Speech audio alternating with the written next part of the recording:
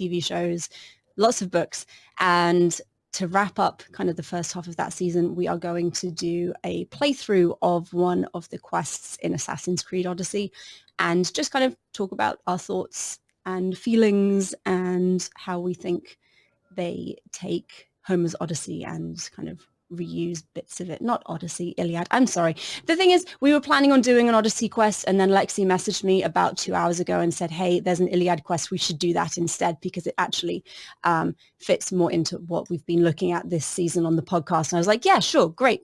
Awesome plan. But in my brain, we're still doing the Odyssey. So apologies for that. I'm going to try and reprogram while we talk. Lexie, I'm going to stop talking now because I am cocking it up majorly. So why don't we screen share and get going? If you have questions while we're going, by the way, everyone, just pop them in the chat. I'll be monitoring it, and we won't have a Q&A afterwards. We'll just kind of take your questions as we go. Yeah, sweet. Okay, well, yeah, Megan, if you just watch the chat so people can just live do whatever, that's great. Okay, everyone, I'm about to screen share my remote play. Let us know if the volume is okay. If it's not, we can adjust it. But yeah. And then I was told that for all of your benefit and enjoyment, full screen looks a bit better. So I am going to be full screening into my remote play so I cannot see anything. So Megan, just let me know if there's anything I need to look at. Absolutely will. Okay. Ready? Yeah, let's go for it. Okay, well. So for those who aren't familiar with the game, this is Cassandra. She is a Misthios, which is a mercenary, thank you. And there's a whole awesome backstory about her being daughter of a Spartan general, and then she's thrown off a cliff because of prophecies. And it's a long and elaborate backstory where I'm not going to go into all of it because we would be here for way more than our allocated 50 minutes. Yeah. Okay, so this is the quest that should trigger the Iliad-themed quest. Hopefully. You wouldn't happen to be the eagle bearer, would you? Me? Yes, I am. Words do you know justice? Your hair must have been woven by Athena. Your body is like a sculpture made by the masters. And your arms look so strong. I just generally enjoy how gay this game is. It's beautiful. I know, right? It makes me so happy. But this is such a misdirect. I know. Like, what a misdirect. She's all like, you're so strong and amazing. And now I want you to carry my shit. It'll be easy to carry. Thank you so much. Let me know if you need anything. Wonderful. Where might I find Calibos? He's an important general. His unit is stationed in the northeast near the fort of Versailles, down by the beach. Wonderful. What's in the basket? What any man would need on the eve of battle to win the respect of the gods. Please, Eagle Bearer. It would give him an edge over his enemies. Also, I'm like super confused about her name. I'll help. I don't know enough Greek to be confused. Well, it's not like even that it's, I don't know if it means anything. It's just, it's funny because it's like Zefxo. So I'm like, why is it Zefxo? Wait, I wonder, can I go up this way? I don't remember. There should be a path, but we're going to find whether I can get around. Just randomly shoving people out. I know, like, I feel bad. I'm like, stop shoving people. It's long enough since I've played through this quest that I actually don't know what we're doing now, apart from, taking a basket. So the basket for her husband is full of what they're calling generously party favors. So it's like wine and some other stuff. So she takes it to the beach to the soldier and his men. Then they like eat and drink all night, wake up, and there's like a random Trojan horse on the beach, and then they like fight the soldiers. Like it's a relatively short quest. But the thing that made me remember it is that Betty Robertson, who will be presenting tomorrow at conference, she wrote this quest.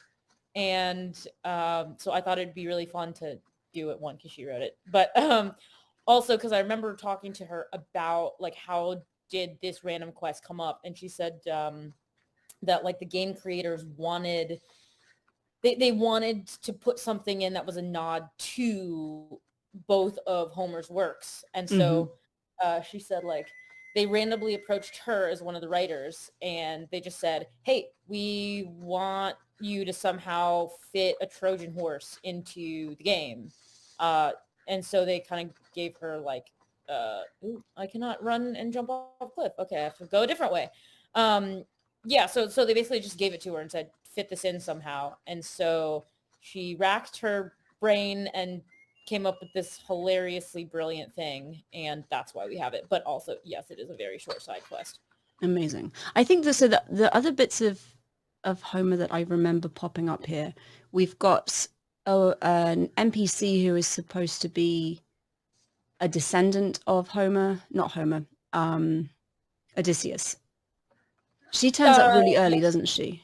Yeah, she's at the beginning of the game, unfortunately, so we couldn't follow her. But I mean, they don't do much with her anyway, which is a bit sad. But like we have the Cyclops because we have the legendary creatures. We have the Sphinx and the Cyclops, the Minotaur, and Medusa. So like we do have like a Polyphemus quest line. Oh yay! Okay, here we go. We're about to. Can I talk to her? Misthios? Yes! Well met. What brings you to our camp? You are Kalybos? Your wife sent me to deliver this package. I think it might be some kind of offering. Zevxo is a good woman. She's gifted me with a basket fit for Dionysos. Earthly pleasures? She made it sound like it was a case of life and death. A deathly hangover, maybe. Boys, we're having a good night. Uh-oh. Care to join us, friend? Should I even bother asking him how can you drink before battle? Yeah, just go for it. Okay, because I was like, we know the answer, but Are you sure you want your soldiers this intoxicated while in the field? Oh, I must have misjudged you. Are you not also a Spartan? The only thing we're better at than fighting This is guy drinking. throws some shade. I see your point. I'm like, is that? I never say no to Okay. good wine and good company. I expected no less from you. I'm like, okay, but is that historically true? I'm always like, that's like sketchy. Can they actually say like, oh yes, as Spartans, we just drink a shit ton and then go and fight? I'm like, I'm not really sure that's a thing.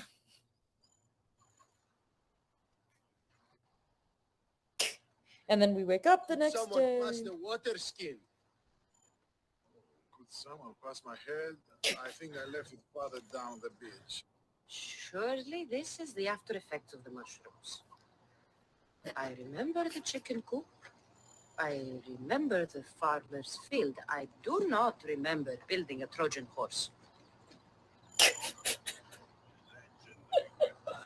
It was just here when I woke up. We offer it to the gods for safe passage across the seas. Boys, let's move this down to the beach. That's really interesting. That, Right? Like just that that it's recognized as a Trojan horse. Yeah, like I have a lot of questions. So then, okay, the Athenians are here. Like, why did the Athenians put a random Trojan horse? I know, right? I'm like, and why is it the Athenians? I have so many questions. It's a lovely Trojan horse, though, as far as they go. It is a lovely Trojan horse, and now I have to actually. I feel bad. I'm like, I don't want to kill the Athenian soldiers.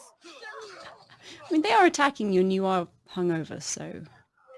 I'm like, okay, but could she actually fight this well if she's No. truly hungover? No. I love these souped up effects. It's so cool. Oh, I'm such a demigod.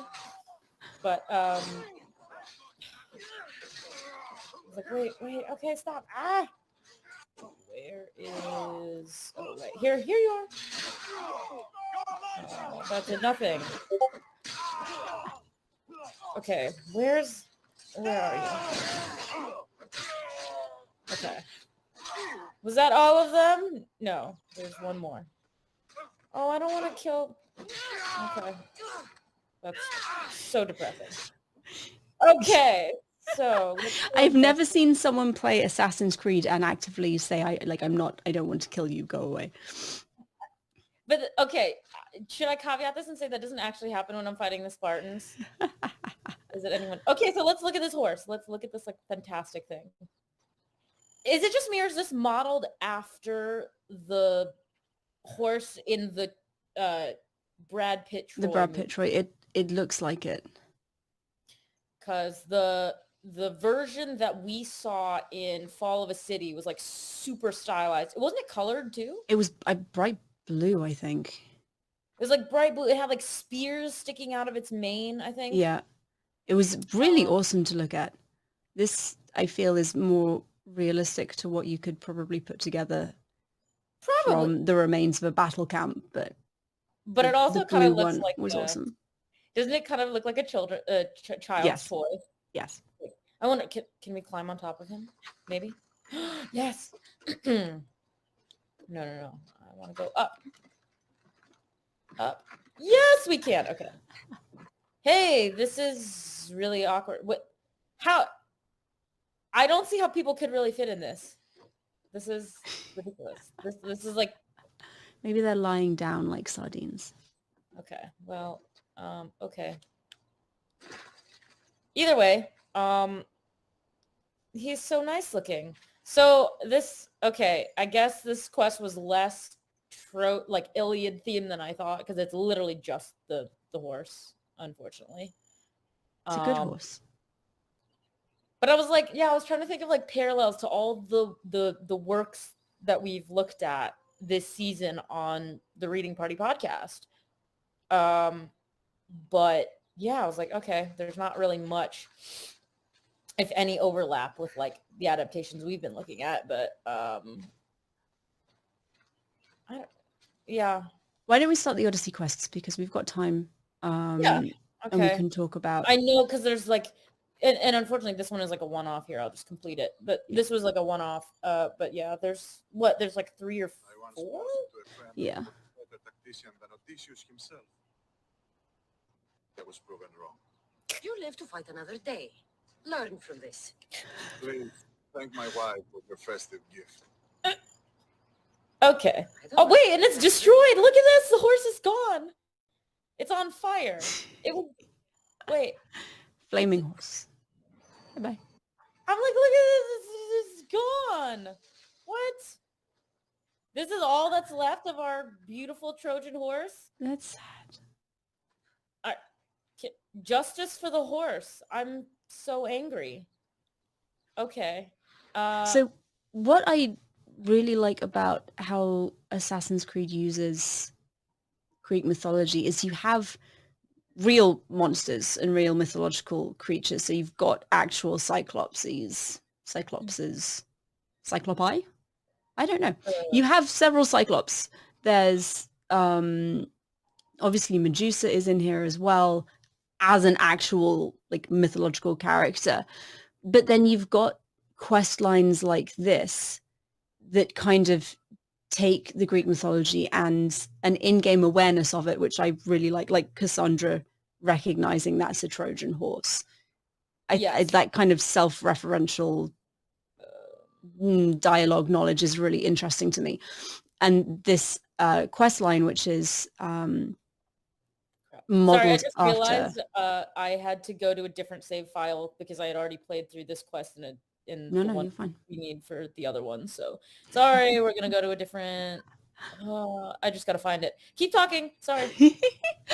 And it takes this quest line as well, which is the search for your ship's captain's missing wife, and it's sparked by a dream he had when he was high, which is the best quest origin story, I think. Personally, he gives you these 3 visions that he has that are his wife doing things that you see in the Odyssey. So it's his wife feeding a young Cyclops, and then drinking wine with a witch, and she's really good friends with a witch, and then singing like a siren. And for each of those things, you've got a different quest line that you've got to go and follow.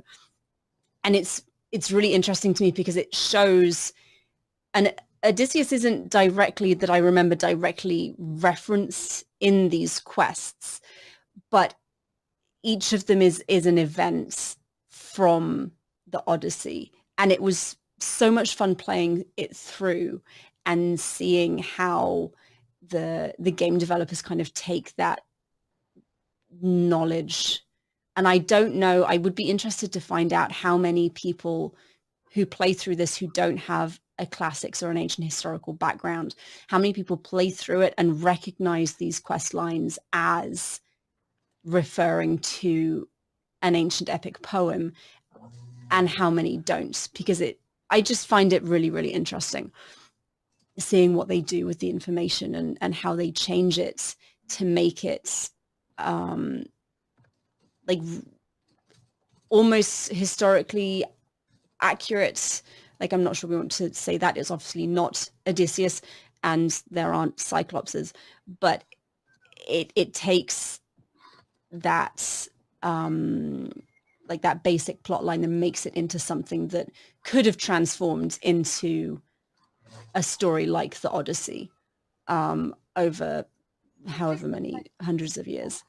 Come on. Yeah, but also I guess like thinking more from the game perspective as well, like they have to use stuff and make it like as recognizable as possible, because they know that like I bet they know like the majority of people who are going to play this game don't have a classical background. So it's almost like the trick is, how do you do something inherently classical in nature if they know the story because they did their research? We know it because that's our background. But like how do other people like recognize it, but also how do you convey that, like, even if you're putting in the names or the places and the like question, like the quests and stuff, but like how do you also convey that they're not just redoing the exact quest or plot of the original, right? So it's like, how do you do Polyphemus where people know, oh yes, that's clearly Odyssey, but also we're not just doing the Polyphemus from the epic.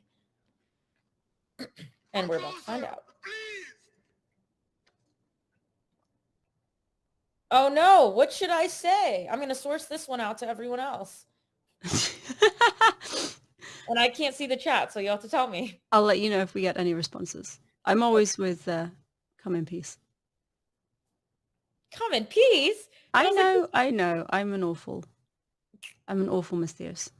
I was like, I just think Kat plays better when she's sassy. So, okay, do we have anyone? We have two people saying, show yourself.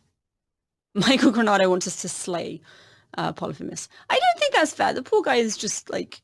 Okay, fine. Let's see him. That seems to be, if we have the most saying show yourself, we'll do show yourself. Step into the light! Now! Oh, that does not look giant-sized. No, see me. Look different. Uh-oh.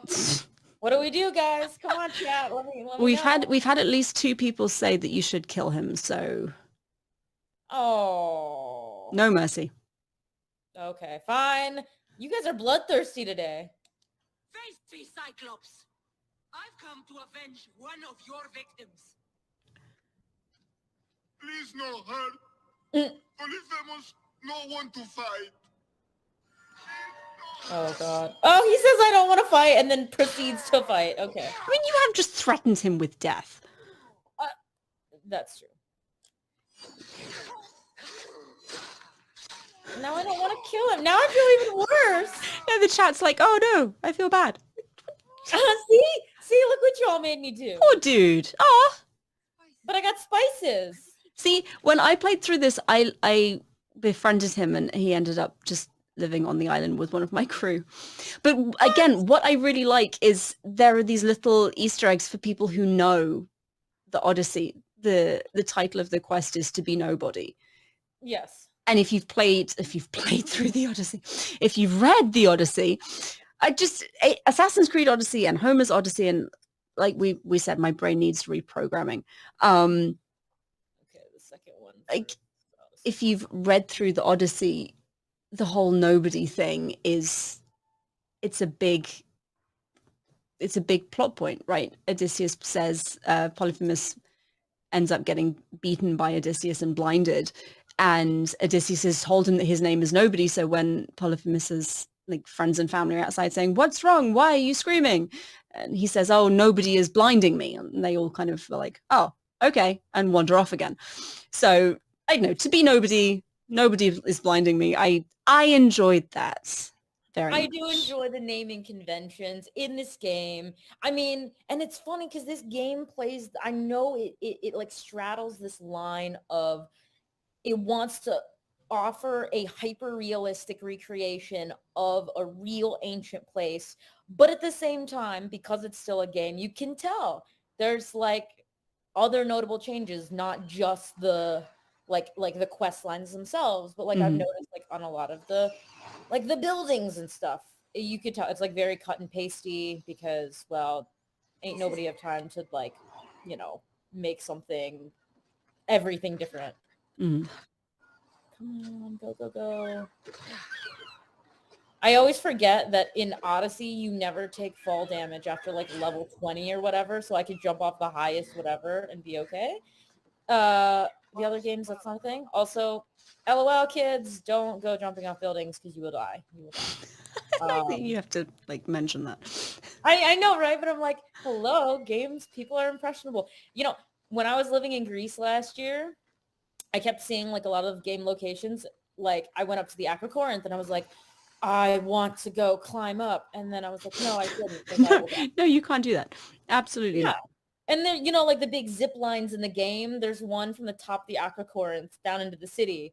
So I'm like visiting the top of the real Aquacorinth and I'm like, there's no zip line. And even if there were, I wouldn't want to do it. It's terrifying. There's zip line. It's like actually terrifying. So, okay, we are now about to start the Siren's Tomb, which is a bit different because the sirens in the Odyssey are not in a tomb. They're just on an island. Yep. So that's a notable difference. But I'm interested to see, or because I haven't played this in forever, how they do it. Dan has mentioned that Hitpoints and History does not endorse the jumping off of historical buildings or climbing historical buildings in person. And I'm down with that announcement. That is very much worth saying. Quite on brand. Or, you know, ziplining from them. Are the sirens real? Oh my god, there's a real siren song. Although it doesn't sound like a song, it just sounds creepy.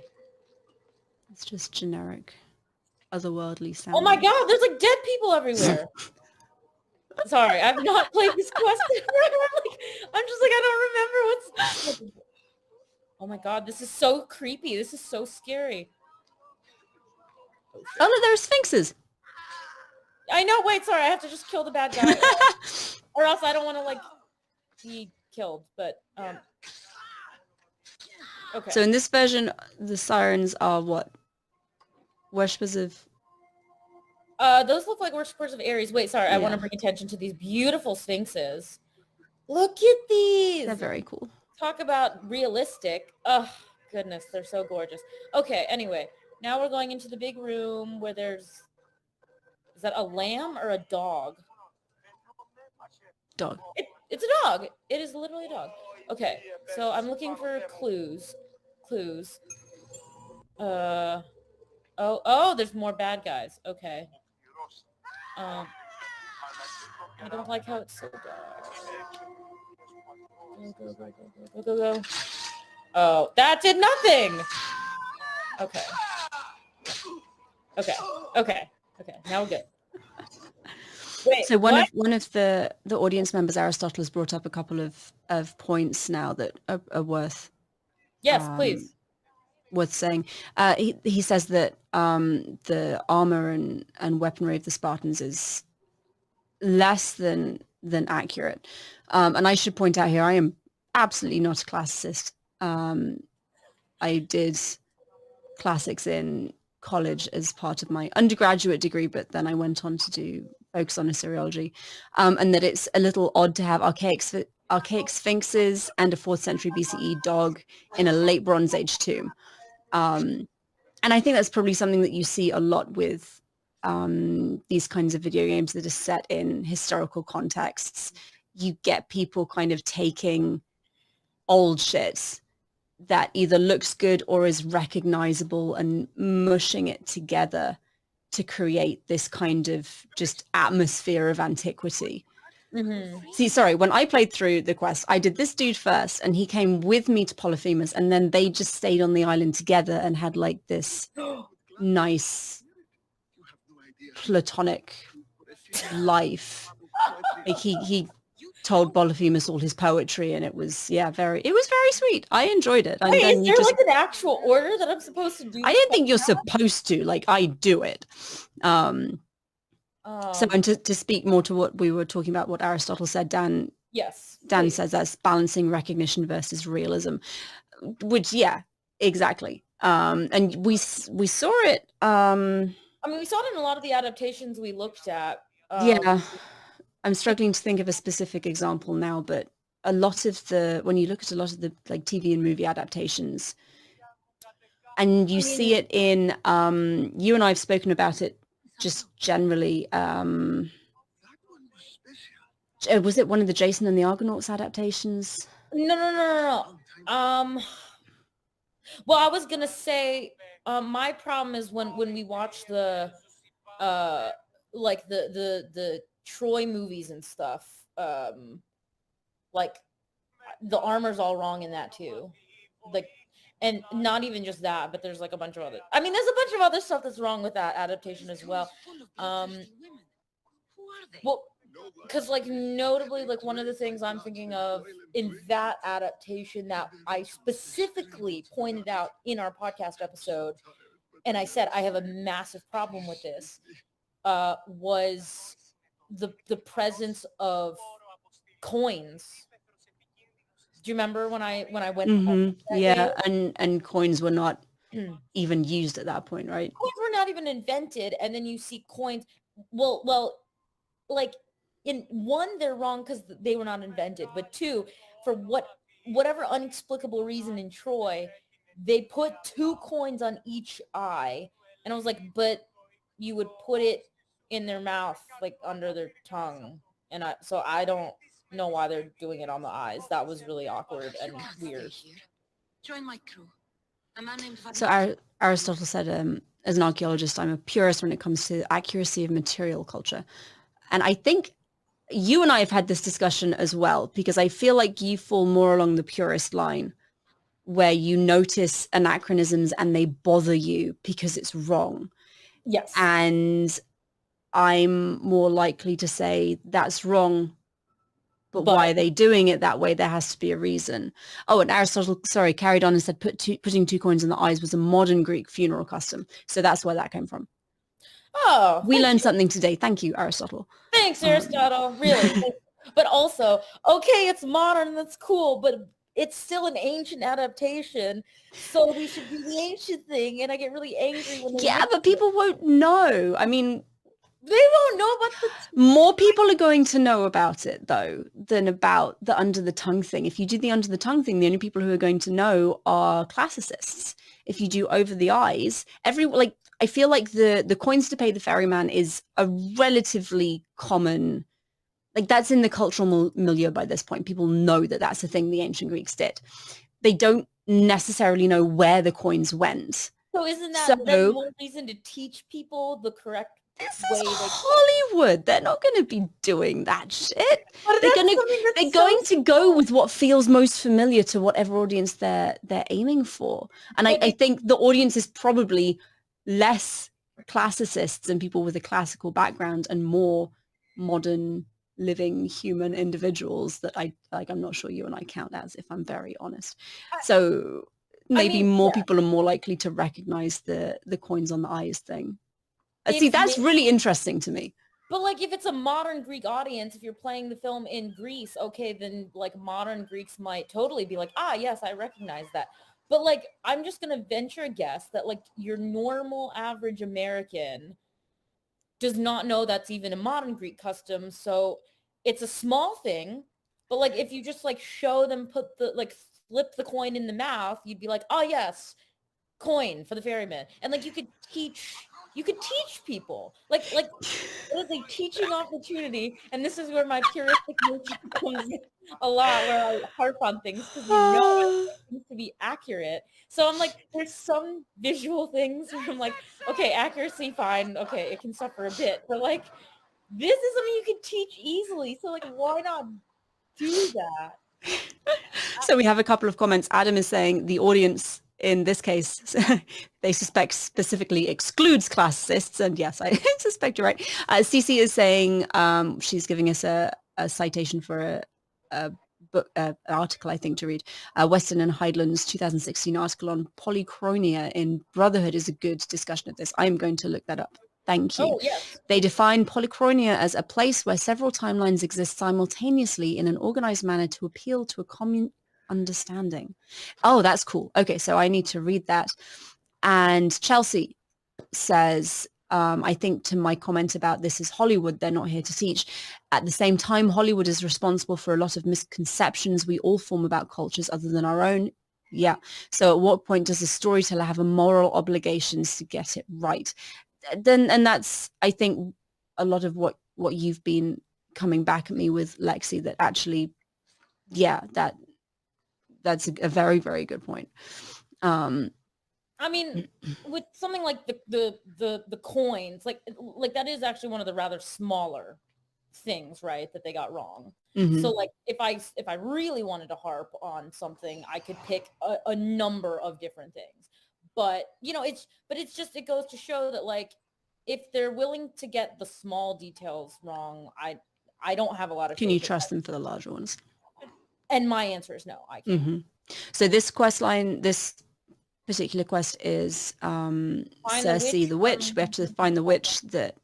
And I was wondering why these boars are not automatically attacking me like all the others in the game do. They're not attacking me because they're men. They're humans. Look at this. This is like the first time. Oh, that's smart. Right? That's very they smart. Look hungry. Yeah. There's a bunch of like wild lions too. But like, okay, in the game they always come But in. the lions are all enchanted. So I'm like, So they're not literally gonna go not for you. being attacked by them. So. That's really smart. Oh, so let's see what. Dear. Oh, Dear. Interesting. This looks. I don't want to attack. Okay, here we go. Let's talk to her. Welcome to my empire, traveler. I am its empress, Kirki of the Oceanids. There we go. They got her name right. Okay. You live here? Oh dear. Where are my manners? You must be weary after your long journey. There's some wine in my hold if you'd fetch it for us. I'm a bit indisposed at the moment. Don't do it. Don't do it. Okay, guys, what do we do? Do we get some wine? Does Cass actually turn into a swine? I don't remember. Should we see? Should we find out? Yeah, go and see. Anyone typing in the chat furiously, or am I picking? Wine. Yep. 2 votes for wine. Okay. I could use a drink. I'll fetch the wine. Okay. I just kind of find it comical that I get to do a quest for Cersei. Also, this is bringing back, Megan and I watched like a I forgot, was it 50 something? We watched an adaptation of Ulysses, and it was an half American, half Italian production. This toy has teeth. Oh no, I pressed the wrong thing. Okay, wait, sorry. The wine is here. There. So yeah, it was a half Italian, half American production. Mm-hmm. It had like Kirk Douglas, but then Penelope was played by the lovely Silvana Magana, I think, Italian actress. And so I like half the names were, no, all the names I think were pretty much the Latin version, but the pronunciation was wild because half was like an Americanized pronunciation and half was Italian. So when we meet Cersei, you have this strange thing where only her name is pronounced Circe. Yeah. And I just like would lose it every time. They'd be like Circe, and I'd be like, but no everything other, else is like no other person's name is like this. So yeah. You look deliciously thirsty. Oh dear. Okay, guys, what do I do? What do I do? drink the wine. Drink the wine. I'm drinking it. Oh no. Yeah, I think you should. Oh, okay. All right, Empress. Let's drink. Oh no. Oh no. I'm sorry, Cass. I'm sorry. That's it. Drink your last drink. Breathe your last breath. No. I'm poisoned. Hungry. Yeah, But she's not going to die. No, of course not, but I'm like poisoned. Who's going to save me? I don't even remember what happens because I almost never drink the wine. But at the same time, now I'm realizing if you didn't know this story from mythology, you'd probably drink You drink the wine. Why not? Yeah. Oh. I'm not a swine. Okay. Oh. What? Oh, okay. Wait, did I just kill it? I did. Huh. Yes. Okay. So I didn't turn into a swine like in the original. I guess I just ended up in some random too. I think she's probably waiting for you to die. So while you're finding your way out of that, Michael Granado is asking, in our professional opinions, do we feel like these misrepresentations are harmful, or are you just happy people are interested in the history? For me, I think it depends on the misrepresentation. Like that's what I was gonna say. if we're going racist, essentializing trope, I think that's harmful. If we're misplacing, or if we have the wrong spear for the wrong time period, that bothers me less. I do think there is a danger with the collection of all recognizable Greek antiquity and putting it in one place. I think there's a danger of massive oversimplification and reducing several different cultures to like one like ancient Greek, which I think could probably be damaging. But I am also just happy that people are interested in history. I think that's a good thing. Stop. Oh my god, they're all Sorry. attacking because she's dead. Sorry. I'm like dying. Okay, here we go. Sorry. I can answer this as I'm mindlessly killing a bunch of swine, and I feel really bad about it now. Don't kill wildlife. It's bad. They started it. They did start it. They attacked me first.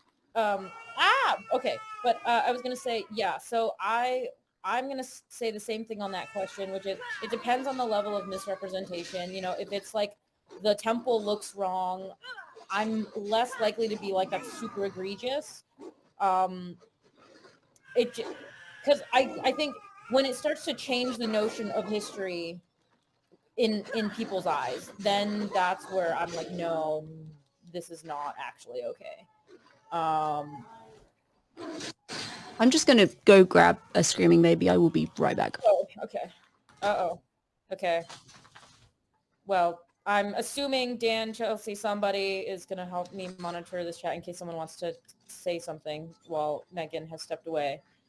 Or something. Wait, where am I going now?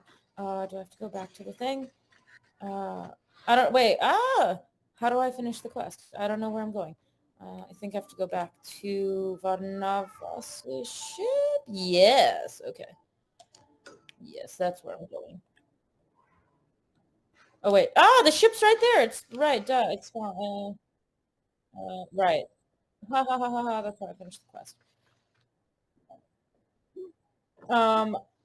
Yeah, so out of the three of those quests, I would say the Cersei one is closest to the original source material, which I kind of like. So, and I don't know if that was intentional on the game maker's part, but I also want to say that like the other, yes.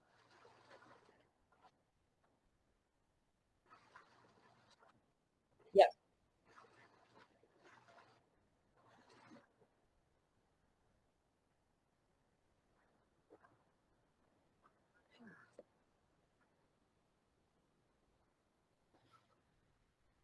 Yeah, I think it's the same as like Egyptomania, like when we hit that big Egyptomania period. I think it's useful for getting people interested in the subject, and I'm almost likely to say I don't care how we get people's like foot in the door, so to speak. You can learn all the accurate stuff later, but you need to garner some interest for them to even want to learn. So. Mm-hmm. I'm sorry, Adam is saying, derailing this classic stream because I'm a medievalist. In Hollywood and film specifically, comparing media like Troy or Kirk Douglas, The Vikings, to something like The Northman, is super interesting in understanding what variation is possible in Hollywood, where the limits of filmic history actually are. Yes, and there are definitely I think ways to do it, and adaptations that are more and less successful and more and less interested in the whole historical accuracy question. And someone made a comment earlier about, like, there's literature out there on what Hollywood deems important to get historically correct. But also, like, the more evidence you have, and I don't know, like, I don't know how people in Hollywood make the decision, but like specifically, if I'm comparing something like, let's just say the 300 movie, like, okay, they wanted to make something clearly like entertaining. Anyone who is not a classicist would be like, yeah, 300, it's fun, it's great, woo. If you're a classicist, you would do what my professor or I would do, which is roll your eyes and say, oh yes, it's that strange movie where you have grown men running around in leather diapers with matchy armor, which never happened. And then, like, my eyes are crying when I see their representation of Xerxes. And I could point out 10 million billion things that are wrong. And I think that's a good place to point out where inaccuracy can be damaging, because what you have there is a massively orientalizing depiction of the Persians that is feminized and overly erotic and just hedonistic to the extreme, that is just very racist and very problematic. And I mean, accuracy is hard, but yeah, that was like complete. Like, historically, the Persians wore pants. The Greeks made fun of them because they were like, ha ha ha, we're so manly in our like, chitons and our skirts and whatever. They're all like, who the fuck wears pants? This is like strange and off-putting. You're weird. No wonder they were the barbarians, the barbaroi. So, and then you have Xerxes in like a chain metal gold diaper, and I'm like, that's the furthest thing you can get from pants. So yeah, that's like horrible and completely inaccurate. But then you take a series like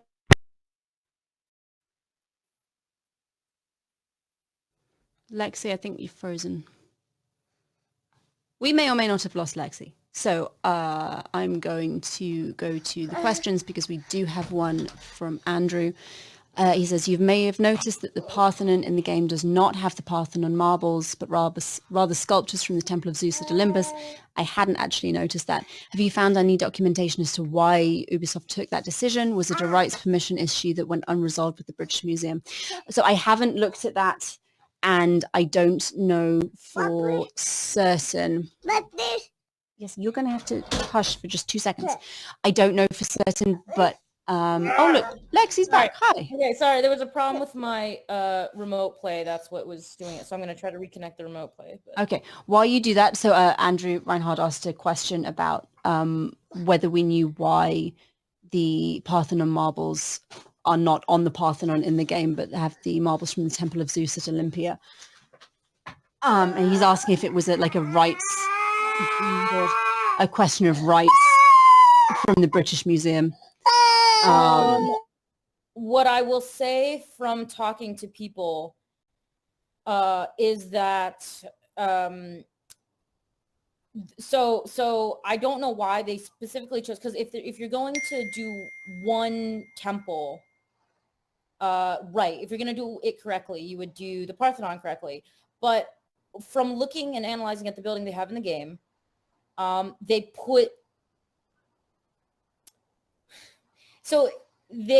chose a different temple as the as the foundation for all the temples in the game, and they started with the Temple of Olympia because that's like where they did the location scout, and then that's where they did all the scans. And so, like, they just 3D and copied that and pasted it in the game because that's the one that they actually spent time doing scans on. And then they put the shields on the Parthenon, which wasn't a feature until the Hellenistic period, because that's what, like, they say Alexander did, if I'm remembering correctly.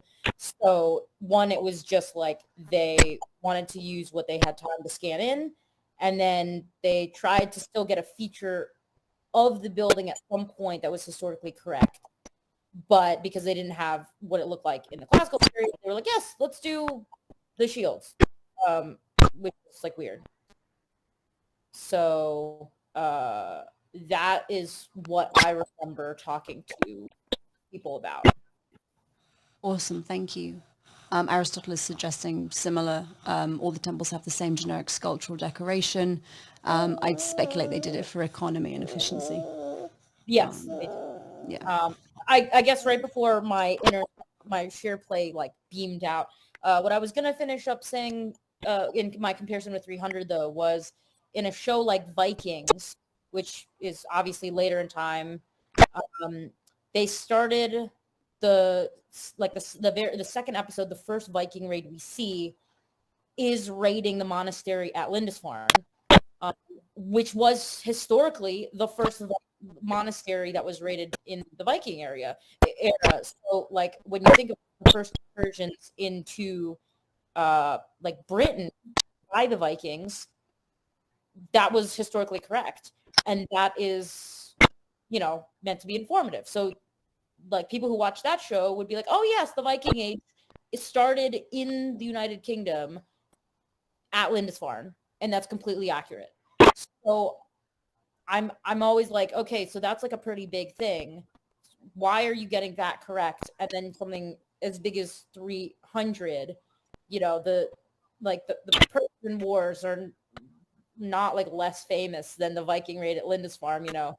Like there's plenty of classes I talk to. If I'm like, hey, when did the Viking Age start in the UK? They'd be like, I don't know.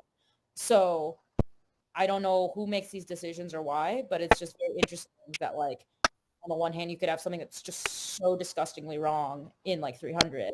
And then you have a kind of minor detail like Lindisfarne. Like most people don't actually care to learn about Lindisfarne. It's just not like a thing. But like, and yet that's what they teach us. And it happens to be correct. Hollywood is weird is my conclusion. Hollywood is absolutely weird. And apparently my mic is doing weird things. But we're about 10 minutes before our next session, and we might be a good time to wrap up. Yes, so I should, I'm going to ask Varnava, or tell Varnavas about our 3 quests that we found, and let's hope that there's some more nuggets for classicists in these answers. So I'm going to start with the Cyclops. In the cave, I found a man. I took these spices from him. Ah, my leader. Do you think the man you found was a Cyclops? Then she concocted an elixir from these spices and helped him to grow a second eye? What are we saying? What are we saying?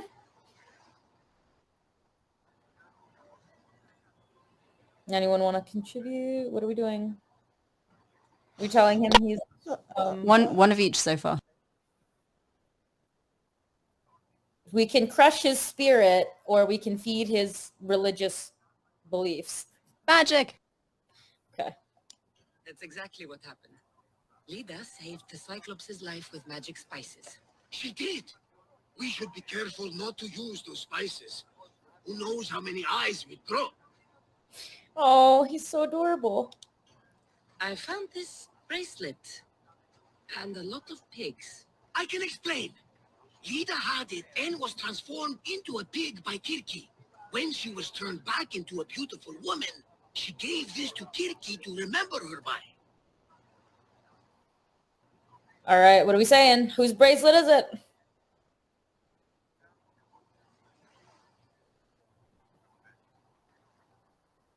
feel like I should play the Jeopardy theme song for Final Jeopardy.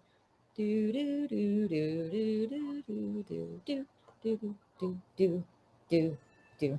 What are we doing? Sure. Right as always, old friend. Which means we're one step closer to finding Lida, I think. You think correctly. The gods would never lie. Aside from Volos and Apathy. But never mind them. I found this Avlos on a siren, if you could call her that. An Avlos.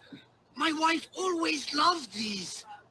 I bet she learned to play it alongside the sirens as they sung men to their deaths. Just like her. Oh dear. Well, since we're sticking with feeding his beliefs, I will. I'll bet the sirens and Lida were good friends. She was so mesmerizing. Her song always worked on me. All that for a bracelet and a blouse and some spices. But look, I know this bracelet too well. The women of the siege plains wear them. These spices are native to the lands of Demeter. And this Avlos is marked by a craftsman in the Parnes Mountains. They're all from Attica. The cave! They're all around the one known as the entrance to the underworld. It can't be a coincidence.